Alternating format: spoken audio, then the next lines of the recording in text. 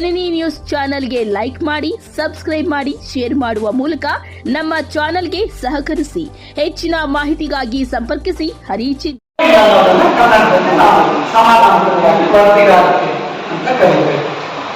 Reporting ನನಗೆ ಯಾವಾಗ ಈ ಶಬ್ದ ಬಹಳ ಇಷ್ಟ. ಯಾಕೆ ಅಂತಂದ್ರೆ tells about courting. Reporters are basically porters.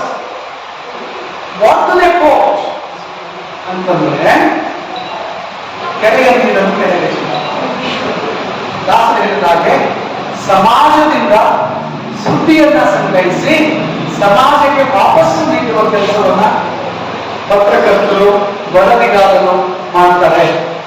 ಅದಕ್ಕಾಗಿ ಅವರು ಸಂಗ್ರಹಿಸಿ ತಲೆ ಮೇಲೆ ಹೊತ್ತಾಗಲ್ಲ, ಅವತ್ತೊಂದು ಬಂದಿದವರು ಅವ್ರಿಗೆ ಸಮಾಧಾನ ಸಿಕ್ಕೋದಿಲ್ವಲ್ಲ, ದಟ್ ಈಸ್ ಕೋರ್ಟಿಂಗ್.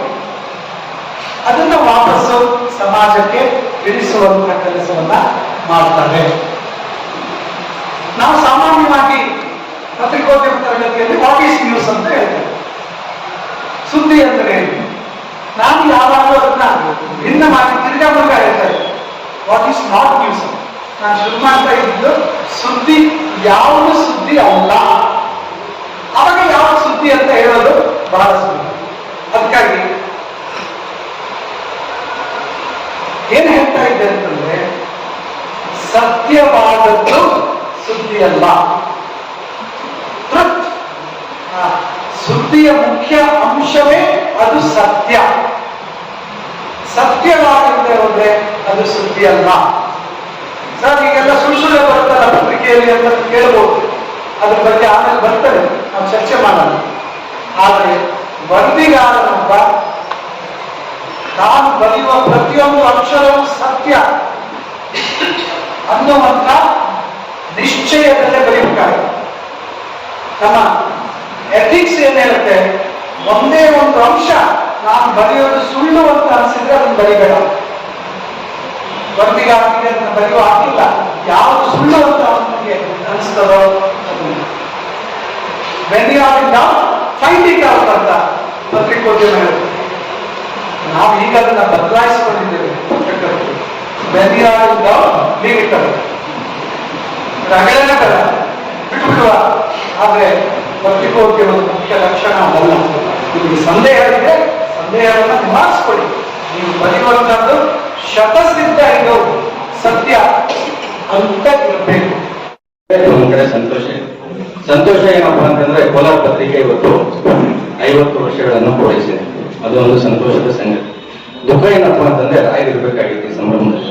ಯಾಕೆಂತಂದ್ರೆ ಕೋಲಾರ ಪತ್ರಿಕೆಯನ್ನ ಮುಂದೊಂದೇ ಇಟ್ಟಿಗೆ ತರ ಇಟ್ಟು ಕಟ್ಟಿ ಬೆಳೆಸಂತ ವ್ಯಕ್ತಿ. ನಾನು ಅವತ್ತು ಕೋಲಾರ ಪತ್ರಿಕೆಗೆ ಬಂದಾಗ ಫಸ್ಟ್ ದಿವಸ ರಾಯರನ್ನು ನೋಡೋದು ದೊಡ್ಡಪೇಟೆಯಲ್ಲಿ ಆಫೀಸ್ ಬಂದು ಹೋಗಿ, ಸರ್ ನಮಸ್ಕಾರ ಅಂತ. ಯಾರಪ್ಪ? ನಮ್ಮ ಹುಡುಗನೇ ಒಬ್ಬ ಕೆಲಸ ಮಾಡೋನ್ ಕರ್ಕೊಂಡು ಹೋಗಿದ್ದು. ನಾನು ಪ್ರಭಾಕರ್ ಅಂತ ಸರ್. ಏನಾಗುತ್ತೆ? ನಾನು ಪೇಪರ್ ಹಾಕಿ ಕೊಡ್ತೀನಿ ಸರ್ ನಾಳೆಯಿಂದ.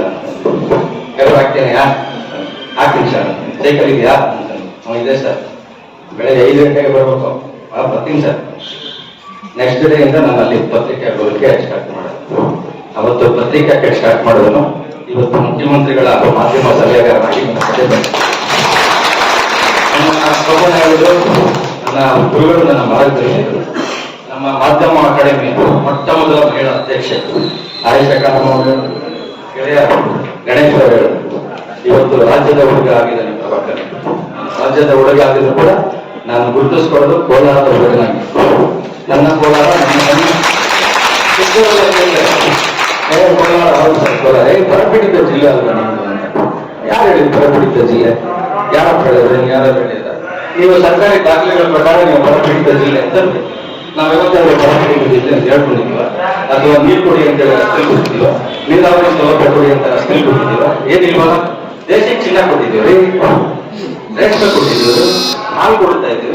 IAS ಅಧಿಕಾರಿಗಳು ಬೇಕಾಗಿತ್ತು ಹೇಳಿದ್ರು. ಇಲ್ಲೊಬ್ಬ ಅಧಿಕಾರಿಗಳು ಒಂದು ಫೋಟೋ ಇದೆ ಸರ್, ಪ್ರತಿ ವಾರ ಒಂದು ಪೊಲೀಸ್ ಬಂದವರು ಸೇವೆಗೆ ಅಂತ. ಸರಿ, ನಾವು ತೋಟದ ಹತ್ರ ಹೋದ್ವಿ. ಹೋದಾಗ ದೊಡ್ಡ ಗೇಟ್ ಹಾಕಿದ್ರು. ಇಬ್ಬರು ಆ ಕಡೆ ಈ ಕಡೆ ಕಾವಲುಗಾರರು. ಮತ್ತೆ ನಾವು ಜರ್ನಲಿಸ್ಟ್ ಅಂತ ಹೆಂಗೆ ಹೇಳೋದು, ಒಳಗಡೆ ಬಿಡಬೇಕಲ್ಲ. ಆಮೇಲೆ ನನಗೆ ತೆಲುಗು ಬರ್ತಾ ಇತ್ತು. ಕರೆದವನ್ನ 7 ರೂಪಾಯಿ ಇದೆ ಈ ತರ ಸಾಲ ಸಾಕಿದೆ. ಆಮೇಲೆ ಒಳ್ಳೆ ಹೋಗ್ಬೇಕಲ್ಲ ನೋಡ್ಬೇಕಲ್ಲ ಅಂತ. ಯಾಕೆ ಅಂತ, ಇಲ್ಲಪ್ಪ ನಾವು ಯಾವ್ದೋ ಕೇಸಲ್ಲಿ ಜೈಲಲ್ಲಿ ಇದ್ರೆ ಗೊತ್ತಾಗಿದೆ, ಈಗ ನಾವು ಹಾಕಿ ಗಿಡಗಳೆಲ್ಲ ಹೆಂಗಿದೆ ನೋಡ್ಬೇಕು ಚೂರು. ಹೌದಾ, ಬನ್ನಿ ಬನ್ನಿ ಬನ್ನಿ ಅಂದ್ಬಿಟ್ಟು ಕೇಳ, ನೀವೇ ಇರ್ತಾರ ಹಿಂಗೆ ಅವರು ತ್ಯಾಗರಾಜ್ ಇನ್ನೊಂದು ಯಾವ್ದೋ ದೊಡ್ಡ ಹೆಸರು ಹೇಳೋದು. ಇವರು ಒಳಗಡೆ ಹೋಗಿ ನೋಡ್ತೀವಿ, ಅವರು ಟೋಟಲ್ ಮನೆಯಲ್ಲಿ ಜೈಲಲ್ಲಿ ಇರ್ಬೇಕಾಗಿದ್ದಂತ ಎಲ್ಲ ತಟ್ಟೆ ಊಟಗಳೆಲ್ಲ ಇದೆ. ಆಮೇಲೆ ನಾವು ಕೇಳಿದ್ವಿ ಯಾರು ಬರ್ತಾರೆ ಇಲ್ಲಿ ಕೆಲಸಕ್ಕೆ ಪ್ರತಿ ವಾರ ಅಂತ. ಅವ್ರು ಹೇಳಿದ್ರು ಕೊಲೆ ಕೇಸಲ್ಲಿ ಇರೋರು ಬರ್ತಾರೆ ಸರ್, ಕಳ್ತನ ಕೇಸಲ್ಲಿ ಇರೋರು ಬರ್ತಾರೆ ಸರ್.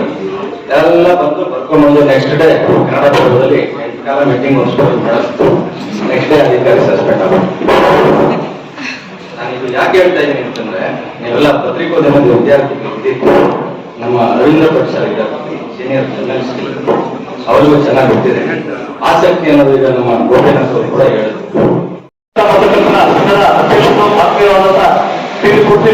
ಕಾರ್ಯಕ್ರಮದ ಅಧ್ಯಕ್ಷತೆಯನ್ನ ವಹಿಸಿದ್ದಾರೆ.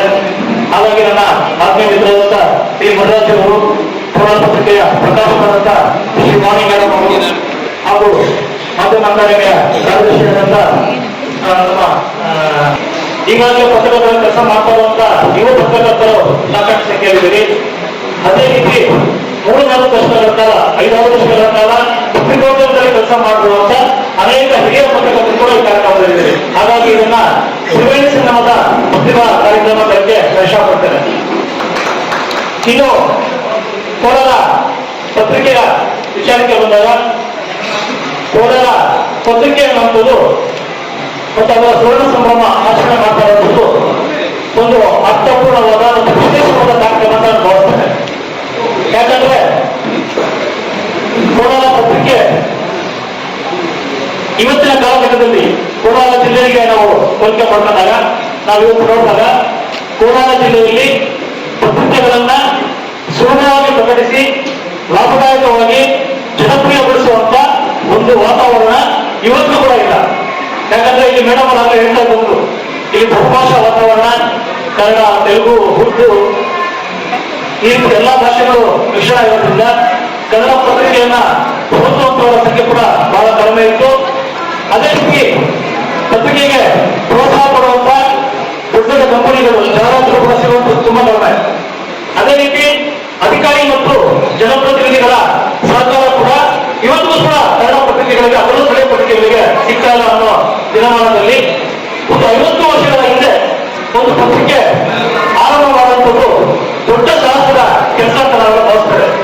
ಯಾಕಂದ್ರೆ ನಾನು ಕೋಲಾರ ಪತ್ರಿಕೆಯ ಮೊದಲ ಸಂಚಿಕೆಯ ಓದುಗನಾಗಿಯಿಂದ ಹಿಡಿದು ಸುಮಾರು 25 ವರ್ಷಗಳ ಕಾಲ ಕೋಲಾರ ಪತ್ರಿಕೆಯನ್ನ ಒಬ್ಬ ನಿರಂತರ ಓದುಗನಾಗಿ ನಾನು ಗಮನಿಸಿದ್ರೆ, ಆ ನಂತರ 25 ವರ್ಷಗಳಲ್ಲಿ ನಾನೊಬ್ಬ ಪತ್ರಕರ್ತನಾಗಿ ರಾಯರ ಜೊತೆ ಕೂತ್ಕೊಂಡು ಜೊತೆಗೆ ಊಟ ಮಾಡಿ ಜೊತೆಗೆ ಸುದ್ದಿಯನ್ನ ಬರೆದು ಆ ರೀತಿಯಾಗಿ ಪತ್ರಕರ್ತನಾಗಿ ಒಂದು ಕೋಲಾರ ಪತ್ರಿಕೆಯನ್ನ ಗಮನಿಸಿದ್ದಾರೆ. ಕೋಲಾರ ಪತ್ರಿಕೆ ಸಾಮಾನ್ಯವಾಗಿ 50 ವರ್ಷಗಳ ಸುವರ್ಣ ಸಂಭ್ರಮ ಅಂದಾಗ ಯಾವುದೇ ಪತ್ರಿಕೆಗೆ ಅದು ಹೆಚ್ಚಿನ ಗುರುತುಗಳು ಅಂತ ಹೇಳ್ತೀವಿ ನಾವು. ಆದ್ರೆ ನಾನು ಆ ಹೆಚ್ಚಿನ ಗುರುತುಗಳನ್ನ ಪದ ಕೋಲಾರ ಪತ್ರಿಕೆಗೆ ತುಂಬಾ ಚಿಕ್ಕದು ಅಂತ ನಾನು ಭಾವಿಸ್ತೇನೆ. ಯಾಕಂದ್ರೆ ಕೋಲಾರ ಪತ್ರಿಕೆ ಅನ್ನುವಂಥದ್ದು ಒಂದು ಹೆದ್ದಾರಿ, ಕೋಲಾರ ಪತ್ರಿಕೋದ್ಯಮಕ್ಕೆ ಒಂದು ಹೆದ್ದಾರಿ ಆಗಿದೆ ಅನ್ನೋ ಮಾತನ್ನ ಹೇಳಕ್ಕೆ ಇಷ್ಟಪಡ್ತೇನೆ. ಯಾಕಂದ್ರೆ ಕೋಲಾರ ಪತ್ರಿಕೆ ಏನು ಮಾತನ್ನು ಹಾಕಿಕೊಟ್ಟಿತೋ ಆ ಮಾತಲ್ಲಿ, ಆ ಹೆದ್ದಾರಿಯಲ್ಲಿ ಇವತ್ತು ಕೋಲಾರ ಜಿಲ್ಲೆಯಲ್ಲಿ ಸುಮಾರು 31 ಪತ್ರಿಕೆಗಳು ಅಧಿಕೃತವಾಗಿ ಮಾಧ್ಯಮ ಪತ್ರಿಕೆ ಸೇರ್ಪಡೆಯಾಗಿ 26-27 ಪತ್ರಿಕೆ ಸಣ್ಣ ಪತ್ರಿಕೆಗಳಿದ್ರೆ, ಒಂದು 7-8 ಪತ್ರಿಕೆಗಳು ಪ್ರಾದೇಶಿಕ ಪತ್ರಿಕೆಗಳಲ್ಲಿ ಬದಲಾಗ್ತಾ ಇದೆ. ಅಂದ್ರೆ ಅದಕ್ಕೆ ಪ್ರತ್ಯಕ್ಷವಾಗಿ ಪರೋಕ್ಷವಾಗಿ ಕೋಲಾರ ಪತ್ರಿಕೆ ಹಾಕೊಂಡಂತ ಒಂದು ಹಾದಿ ಮತ್ತು ಹೆದ್ದಾರಿ ಕಾರಣ ಅಂತ ಹೇಳಕ್ಕೆ ಇಷ್ಟಪಡ್ತೇನೆ. ಈ ರೀತಿಯಾಗಿ ಕೋಲಾರ ಪತ್ರಿಕೆ ಕೇವಲ ಒಂದು ಪತ್ರಿಕೆಯಾಗಿ ಮಾತ್ರ ಅಲ್ಲದೆ ಇಡೀ ಕೋಲಾರ ಜಿಲ್ಲೆಯ ಜನಜೀವನದ ಒಂದು ಪ್ರತಿಬಿಂಬವಾಗಿ ರೂಪುಗೊಂಡದ್ದು. ಜೊತೆಗೆ ಸಾಹಿತ್ಯ ಮತ್ತು ಸಂಸ್ಕೃತಿ, ಶಾಸನಗಳು, ಕೆರೆಗಳು, ಈ ರೀತಿಯಾಗಿ ಅನೇಕ ವಿಚಾರಗಳನ್ನ ಇಡೀ ಜಗತ್ತಿಗೆ, ಅಂದ್ರೆ ಹೊರ ಜಗತ್ತಿಗೆ, ಹೊರ ಜಿಲ್ಲೆಗಳಿಗೆ, ಹೊರ ಭಾರತದ ಇತರ ರಾಷ್ಟ್ರಗಳಿಗೆ ಪರಿಚಯಿಸುವಂತ ಕೆಲಸ ಕೂಡ ಬಹಳ ಅಚ್ಚುಕಟ್ಟಾಗಿ ಮಾಡಿದೆ. ಯಾಕಂದ್ರೆ ಪತ್ರಿಕೆಯ ಪ್ರಸಾರ ಸಂಖ್ಯೆ ಕೇವಲ ಆ ಜಿಲ್ಲಾ ವ್ಯಾಪ್ತಿಯಲ್ಲಿ ಮಾತ್ರ ಇರುತ್ತೆ. ಆದ್ರೆ ಕೋಲಾರ ಪತ್ರಿಕೆಯವರು ಪ್ರಕಾಶನ ಮಾಡ್ತಾ ಇದ್ದಂತ ಪುಸ್ತಕಗಳು ಅದು ಇವತ್ತು ಕರ್ನಾಟಕದ ಮೂಲೆ ಮೂಲೆಗಳಲ್ಲಿ ಕೂಡ ಲೈಬ್ರರಿಗಳಲ್ಲಿ ಪ್ರಕಟ ಆಗಿದೆ. ಅದರಲ್ಲಿ ನಮ್ಮ ಹಿಂದೆ ಪುಸ್ತಕ ಕಾರ್ಯಕ್ರಮ ಗಮನಿಸಿದಂತ ಜಗನ್ನಾಥ ಪ್ರಕಾಶ್ ಅವರು ಕೊಟ್ಟಿರುವಂತ ಕೋಲಾರ ಸರಿಯಾಗಿರ್ಬೋದು, ಕೆರೆಗಳ ಹಾರ ಆಗಿರ್ಬೋದು, ಪ್ರೊಫೆಸರ್ ನರಸಿಂಹನ್ ಅವರ ಶಾಸನಗಳ ಕುರಿತು ಕೋಲಾರ ಪತ್ರಿಕೆ ಆಗಿರ್ಬೋದು, ಈ ರೀತಿಯಾದ ಆಮೇಲೆ ಮೇಡಮ್ ಅವರ ಈ ಹೇಳಿದಾಗೆ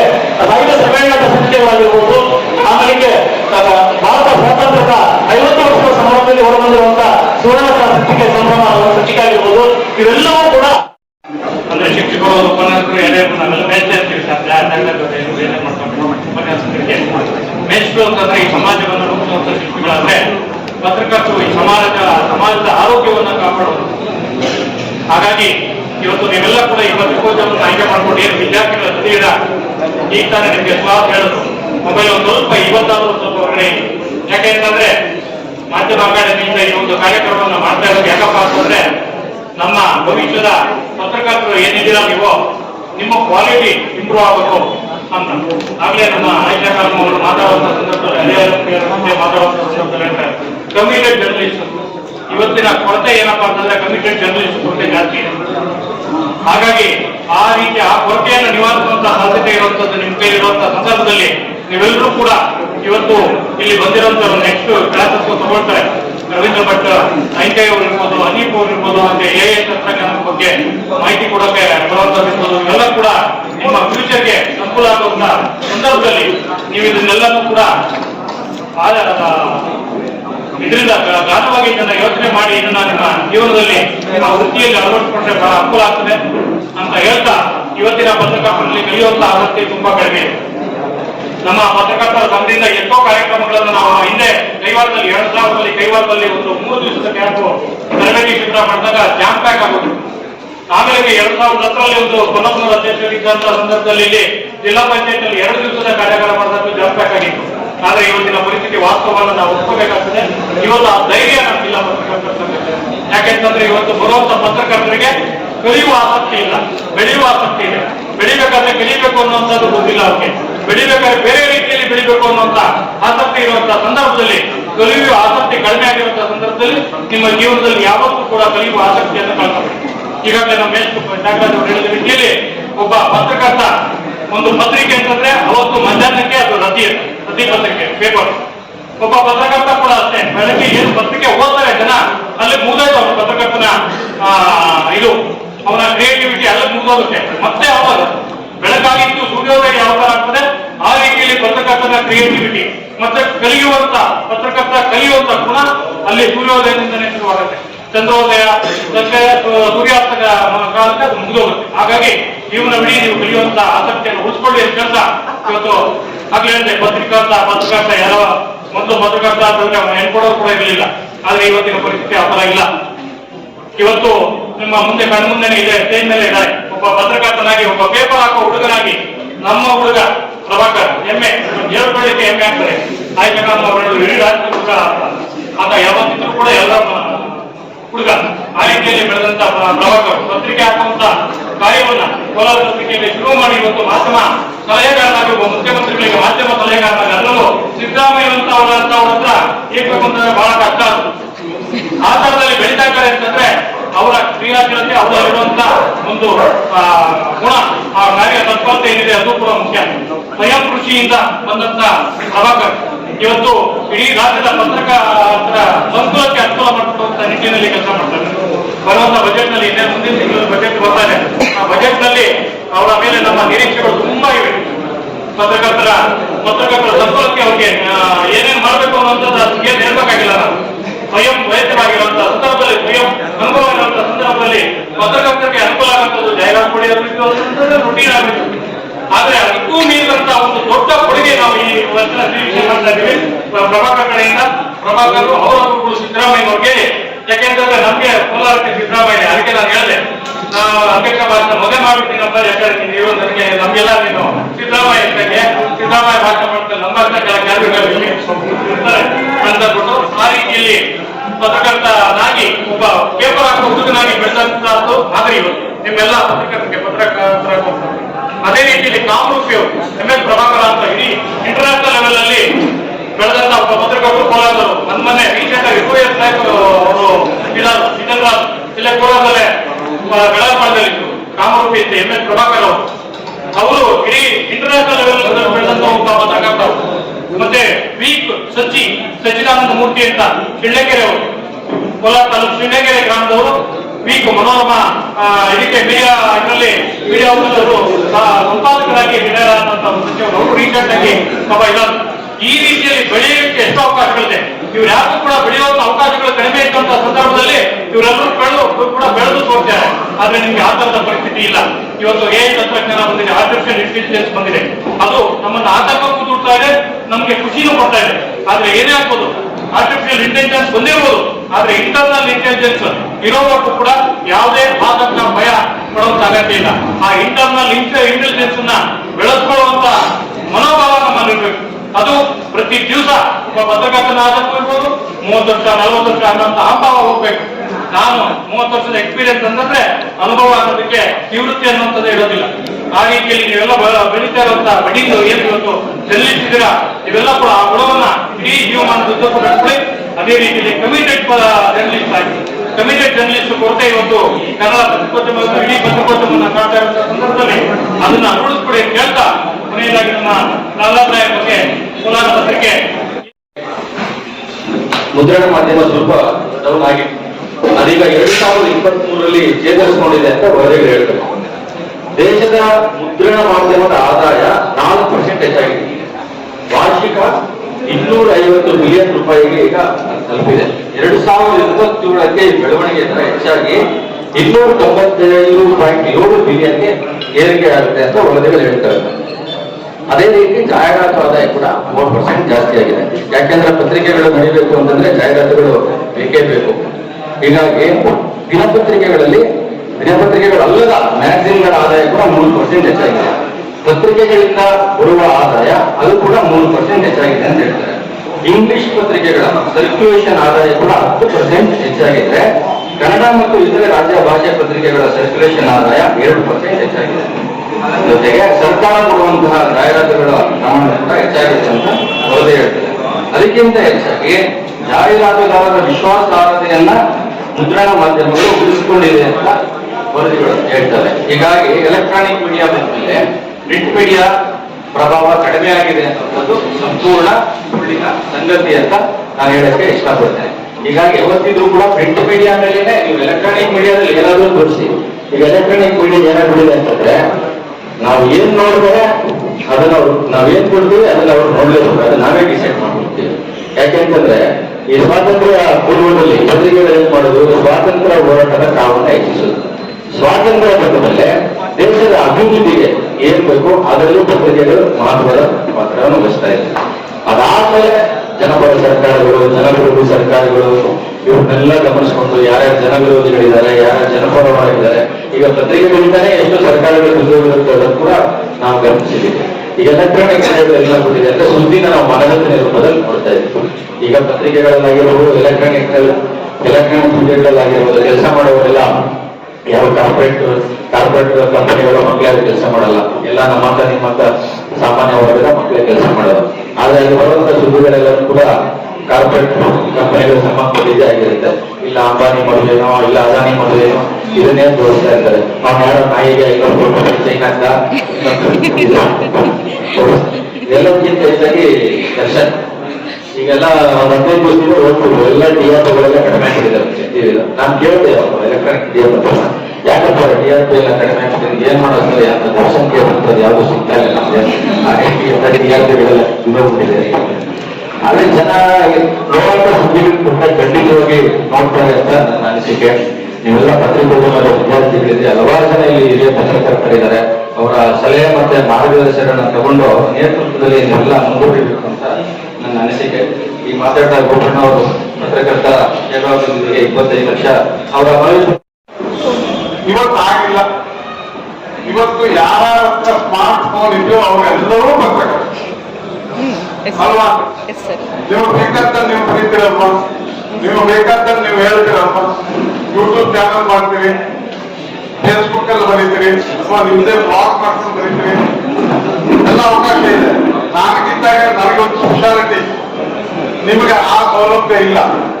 ನೀವು ಎಲ್ಲರೂ ಪತ್ರಕರ್ತರಾಗಿರುವ ಕಾರಣದಲ್ಲಿ ನಾವು ಹೇಗೆ ಪತ್ರಕರ್ತರ ಪಾತ್ರ ಮೂಡಿಸಿಕೊಳ್ಳುವಂತ ಸವಾಲಿನ ಕಾಲದಲ್ಲಿ ನೀವು ಪತ್ರಿಕೋದ್ಯಮವನ್ನು ಆಯ್ಕೆ ಮಾಡಿಕೊಳ್ಳಿ. ಟಿವಿಯಲ್ಲಿ ನೀವು ಆಂಕರ್ ಆಗೋದಾದ್ರೆ 50 ಶಬ್ದ ಬಂದರೂ ಸಾಕು.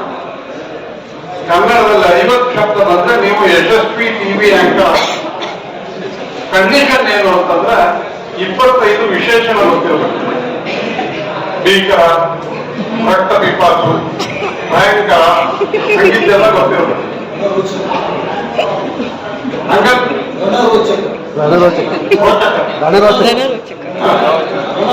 ಕೊಟ್ಟಿದ್ರೆ ಒಳ್ಳೆ ಆಂಕರ್.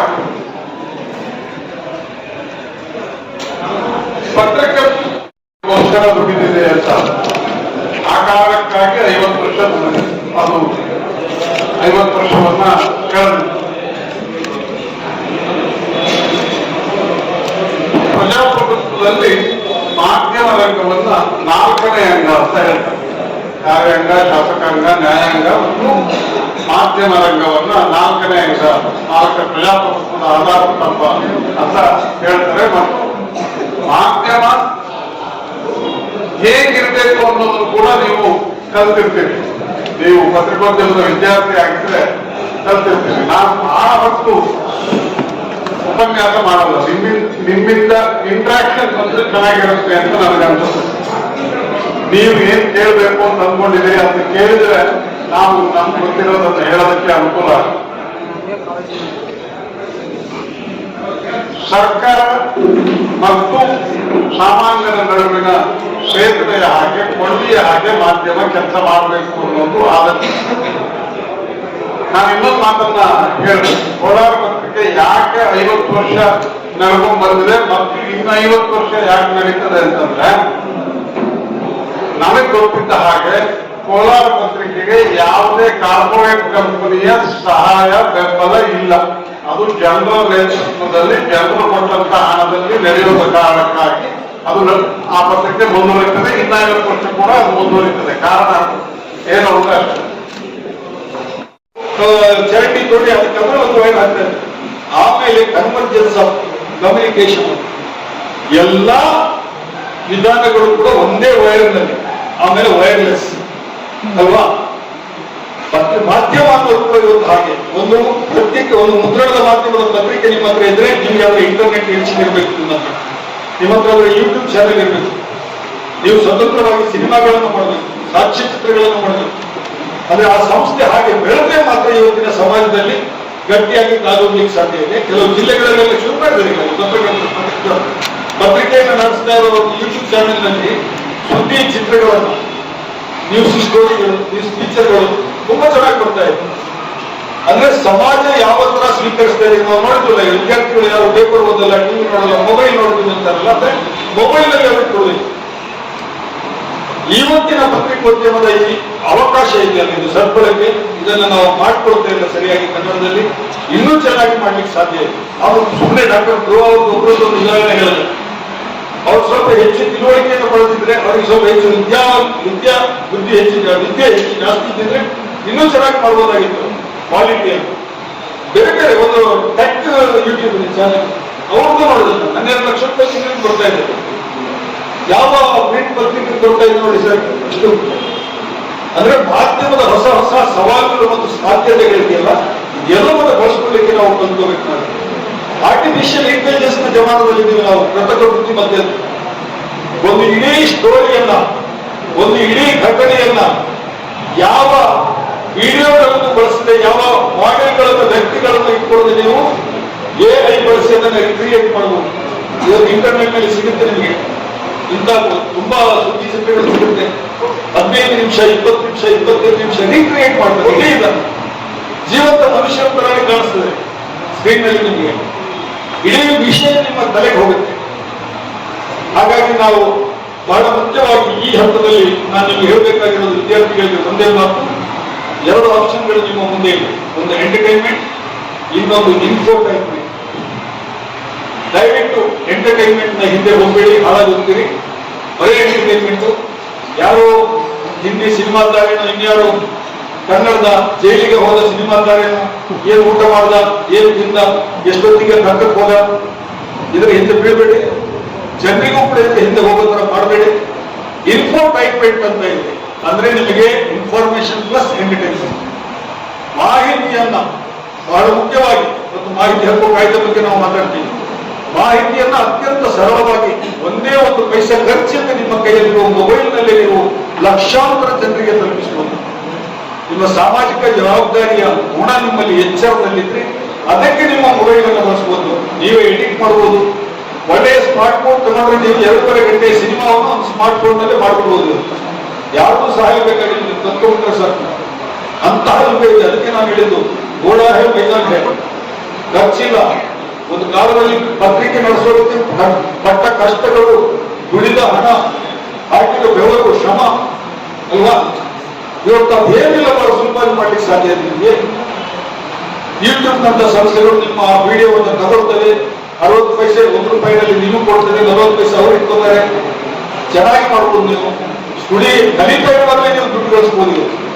ಆ ಥರದ ಸಾಧ್ಯತೆಗಳೆಲ್ಲ ಇದೆ. ಅದನ್ನ ಯೋಚನೆ ಮಾಡಿ ಈ ಪ್ರೊಫೆಷನ್ ನಲ್ಲಿ ಇನ್ನಷ್ಟು ಹೆಚ್ಚು ಸಾಧ್ಯತೆಗಳನ್ನ ಸಾಧಿಸೋದಕ್ಕೆ ನಿಮಗೆ ಸಾಧ್ಯವಾಗಿ.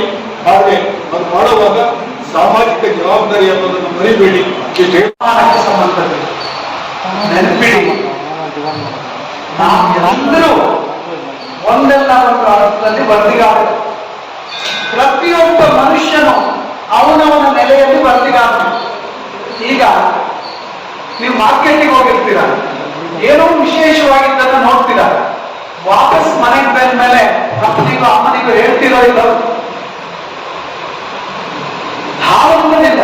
ಮಕ್ಕಳು ಶಾಲೆಗೆ ಹೋದಾಗ ಯಾರಾದ್ರೂ ಚಾಕ್ಲೇಟ್ ಕೊಟ್ರೆ ಓಡ್ ಬಂದು ಅಮ್ಮನ ಹತ್ರ ಹೇಳ್ತಾರೆ, ಪುಟಾಣಿ ಮಕ್ಕಳು, ಅವ್ರು ಚಾಕ್ಲೇಟ್ ಕೊಟ್ಟರು, ಅಂಕಲ್ ಹೇಳಿಗೂ ಬರೋದಿಲ್ಲ, ಚಾಕ್ಲೇಟ್ ಕೊಟ್ಟರು. ಯಾಕೆ ಹೇಳ್ಕೊಡ್ತಾರೆ? ಹೇಳ್ಕೊಳ್ತಾ ಹೋದ್ರೆ ಸಮಾಧಾನ ಇರೋದಿಲ್ಲ. ತನಗೆ ಗೊತ್ತಿರುವುದನ್ನ ಇನ್ನೊಬ್ಬರಿಗೆ ಹೇಳಿಕೊಳ್ಳುವಂತದ್ದು ಮನುಷ್ಯ ಸಹಜಕ್ತಿಯೇ. ಯಾರಾದ್ರೂ ಇದನ್ನು ಮಾಡದೆ ಹೋದ್ರೆ ಅವ್ರ ಕೆಲಸ ಇಲ್ಲ. ಎಲ್ಲರೂ ವರದಿಗಾರರೆ. ಯಾರಾದ್ರೂ ತಾನು ವರದಿಗಾರ ಅಲ್ಲ ಅಂತಂದ್ರೆ, ವರದಿ ಮಾಡದೆ ಹೋದ್ರೆ ಅವನಿಗೆ ಏನೋ ಸರಿ ಇಲ್ಲ ಅಂತ ನಾವು ಎಚ್ಚರಿಕೆಯಿಂದ ನೋಡ್ಬೇಕಾದ್ರೆ. ಈ ಮನೆಯಲ್ಲಿ ಒಬ್ಬೊಬ್ಬರೇ ಮಾತಾಡ್ಕೊತಾರೆ, ಜನರ ಮಧ್ಯೆ ಮಾತಾಡೋದಿಲ್ಲ, ಅವ್ರು ಒಬ್ಬರೇ ಕುತ್ಕೊಂಡು ಮಾತಾಡ್ತಾರೆ. ಅಂತವ್ರ ಬಗ್ಗೆ ನಾವು ಹುಷಾರಾಗಿದ್ದೇವೆ. ಹಾಗೆ ಪರಿಸ್ಥಿತಿ ಬರ್ತದೆ. ನಾನು ಉಜಿರೆಯಲ್ಲಿದ್ದಾಗ ಒಂದು ಘಟನೆ, ನಮ್ಮಲ್ಲಿ ಒಬ್ಬರು ಕುಕ್ನ ಇಟ್ಕೊಂಡಿದ್ರು, ಅಡಿಗೆಯವರು. ಅವರು ಅನಕ್ಷರಸ್ಥರು, ಓದಿದವರೇ ಅಲ್ಲ, ಅಂದಾಪದ ಒಬ್ಬ ಶೆಟ್ರು. ಚಕ್ಲಿನೂ ಹಾಕಿದ್ರು. 1.5-2 ಕಿಲೋಮೀಟರ್ ತರಕಾರಿ ತರಲಿಕ್ಕೆ ಅಂತ ಹೋದ್ರು. ನಾವು ಮನೆಯಲ್ಲಿ ಶೆಟ್ರು ತರಕಾರಿ ತರಲಿಕ್ಕೆ ಅಂತ ಹೋದವರು ಓಡ್ ಬಂದ್ಬಿಟ್ಟು ಹಾಗೆ ತರಕಾರಿ ತಂದರೆ, ಯಾಕೆ ಶೆಟ್ರೆ ಏನಾಯ್ತು ಅಂತ ಕೇಳಿದ್ರೆ, ಅಲ್ಲೊಂದು ಆಕ್ಸಿಡೆಂಟ್ ಆಯ್ತು, ಒಬ್ಬರು ಸತ್ತೋದ್ರು ಅಂತ ಹೇಳಿದ್ರು. ಆವತ್ತಿನಿಂದ ಕಥೆಯನ್ನ ಹೇಳ್ತಾ ಇದ್ದಾರೆ. Story tellers, human beings are story tellers. ಅವರು ಒಬ್ಬರು ಅನಕ್ಷರಸ್ಥ ವ್ಯಕ್ತಿ ಆಗಿರ್ಬೋದು, ಹೇಳಿಕೊಳ್ಳುವ ಉದ್ದೇಶ, ಆ ಹಕ್ಕು ಹಾಗೂ ಆ ಪ್ರೀತಿ ಅವರಿಗೆ ಎಷ್ಟಿತ್ತು ಅಂತಂದ್ರೆ ಸರ್ಕಾರ ತನ್ನದೇನೆ ಮಾತು. ಹಾಗೆ ಪ್ರತಿಯೊಬ್ಬರಿಗೂ ಹೇಳಿಕೊಳ್ಳುವಂತ ಮನೋಭಾವ ಇರ್ತದೆ. ವರದಿಗಾರರು ಅವರ ವೃತ್ತಿಯ ಭಾಗವಾಗಿ ಪತ್ರಿಕೆಯಲ್ಲಿ ಬರುತ್ತಾರೆ. ನಾವು ನಮ್ಮ ಸಹಜ ಕ್ರಿಯೆಯಾಗಿ ನಾವು ನಮ್ಮ ಸಂಸಾರದ ಜೊತೆ, ಮಕ್ಕಳ ಜೊತೆ, ಮನೆಗಳ ಜೊತೆ ಹಂಚ್ಕೊಳ್ತೇವೆ. ಈಗ ಕೋಲಾರದಲ್ಲಿ ಒಂದು ಆಕ್ಸಿಡೆಂಟ್ ಆಯ್ತು ಅಂತ ಇಟ್ಕೊಳ್ಳಿ, ಎಷ್ಟೋ ಜನ ನೋಡಿರ್ತಾರೆ. ಅವರು ಹೋಗೋದು ಮನೆಗೆ ಹೋಗಿ ಹೇಳ್ತಾರೋ ಇಲ್ಲ, ನಾಳೆ ಪತ್ರಿಕೆಯಲ್ಲಿ ಅದು ಬರುತ್ತೋ ಇಲ್ಲ. ನಾಳೆ ಪತ್ರಿಕೆಗೆ ವರದಿಗಾರರು ನಾವು ಇವತ್ತು ನಮ್ಮ ಮನೆಗೆ ಹೋಗಿ ಅದನ್ನ ಹೇಳಿರ್ತೇವೆ. ಆ ರೀತಿಯಲ್ಲಿ ಎಲ್ಲರೂ ವರದಿಗಾರರೇ. ವರದಿಗಾರರು ಮಾತ್ರ ಏನು 3 ಕಣ್ಣಿರುವವರು, 4 ಕಿವಿ ಇರುವವರು ಅನ್ನೋದು ಸುಳ್ಳು. ಎರಡನೇದಾಗಿ ವರದಿಗಾರಿಕೆ ಅಂದ್ರೆ ಏನು? ನಿಮ್ಮ ಕೈಗಳಿಗೆ ಪಿಡಿಎಫ್ ಮಾಡೋದನ್ನು, ಪ್ರಿಂಟೆಡ್ ಮಾಡೋದನ್ನು ಸಿಗ್ತಾ ಇದೆ ಅಂದ್ರೆ ಅದು ಕೂಡ ಪ್ರಭಾಕರ್ ಅವರ ಕಾರಣದ ಈ ಮಾತನ್ನೇ. ಇನ್ನೊಂದು ರೀತಿ ಹೇಳ್ತಾ ಹೋದ್ರೆ ಪ್ರಭಾಕರ್ ಬಗ್ಗೆ ಅನೇಕ ಮಾತುಗಳನ್ನ ಹೇಳಬೇಕಾಗುತ್ತೆ. ಇನ್ನು ಕೋಲಾರ ಜಿಲ್ಲಾ ನಾಗರಿಕ ಪುಸ್ತಕ ಸಂಘದ ಅಧ್ಯಕ್ಷರಾದಂಥ ಬಿ. ಗೋಪಾಲ್ ಅವರು ಈ ಕಾರ್ಯಕ್ರಮದ ಅಧ್ಯಕ್ಷತೆಯನ್ನ ವಹಿಸಿದ್ದಾರೆ. ಇವತ್ತು ಬಂದವರೆಲ್ಲರೂ ಕೂಡ ನಮ್ಮ ಭವನದ ಬಗ್ಗೆ ಬಹಳ ಮೆಚ್ಚುಗೆಯ ಮಾತುಗಳನ್ನ ಹೇಳ್ತಾರೆ. 2000 ಪ್ರಭಾಕರ್ ಅವರು, ನಾವು ಮತ್ತು ಮಲ್ಲೇಶ್ ಅಂತ 3 ಜನ ಸೇರ್ಕೊಂಡು, ಮತ್ತೆ ಇನ್ನೂ ವಾಸು ಅವರು, ಇವರೆಲ್ಲ ನಮ್ಮೆಲ್ಲ ಪತ್ರಕರ್ತ ಮಿತ್ರರ ಕೆಲಸದಲ್ಲಿ ನಾವು ಇಲ್ಲಿ ಬಂದಾಗ ಈ ಜಾಗ ಕೂಡ ನಮಗೆ ಸರಿಯಾಗಿ ಇರಲಿಲ್ಲ. ಯಾಕಂದ್ರೆ ನಮ್ಮ ಏನು ಮಾಡ್ಕೊಂಡಿದ್ದೋ ಹಿಂದೆ ಅದೆಲ್ಲ ಕೂಡ ಬೇರೆ ಡಾಕ್ಯುಮೆಂಟ್ ಇರಲಿಲ್ಲ. ಆ ಡಾಕ್ಯುಮೆಂಟ್ ಮಾಡಿಕೊಂಡು ನಾವು ಇಲ್ಲಿ ಪ್ರತಿ ಇಟ್ಟಿಗೆ ಕೂಡ ಇಟ್ಕೊಂಡು ಈ ಭವನವನ್ನ 25 ವರ್ಷಗಳ ಸುದೀರ್ಘ ಅವಧಿಯಲ್ಲಿ ಇಷ್ಟೊಂದು ದೊಡ್ಡ ಮಟ್ಟದಲ್ಲಿ ನೀವೆಲ್ಲರೂ ಕೂಡ ಮೆಚ್ಚುಗೆ ಆಗುವಂತ ಒಂದು ರೀತಿಯಲ್ಲಿ ಕಾರ್ಯಕ್ರಮ ನಡೀತಾ ಇದೆ, ನಡೆಸ್ತಾ ಇದ್ದೀವಿ. ಈ ಭವನ ಭೂಮಿಯಲ್ಲಿ ನಿಂತಿದೆ ಅಂದ್ರೆ ಅದಕ್ಕೆ ಮುಖ್ಯ ಕಾರಣ ನಮ್ಮ ಬಿ. ಗೋಪಿನಾಥ್ ಅವರಿಗೆ ಮಾಡ್ತೇನೆ. ಇವತ್ತು ನಮ್ಮ ಭವನ ಭೌತಿಕವಾಗಿ ನಾವು ಎಲ್ಲ ಬೆಳೆದ್ಬಿಟ್ಟಿದ್ವಿ, ನಮ್ಮ ಸಂದೇಶ ಬೆಳೆದ್ಬಿಟ್ಟಿದ್ವಿ. ಇನ್ನು ಭೌತಿಕವಾಗಿ ಬೆಳೆಯಬೇಕು ಅನ್ನೋ ಕಾರಣಕ್ಕಾಗಿ ನಮ್ಮ ಹಿರಿಯ ಪತ್ರಕರ್ತರನ್ನ ನೆನೆಸ ಇತ್ತೀಚೆಗೆ ತಾನೇ ಕೋಲಾರ ಪತ್ರಿಕೆಯ ಒಂದು ಸುವರ್ಣ ಸಮಾರಂಭದಲ್ಲಿ ನಾವು ಕೂಡ ಸಂಘದ ವತಿಯಿಂದ ಭಾಗಿಯಾಗಿ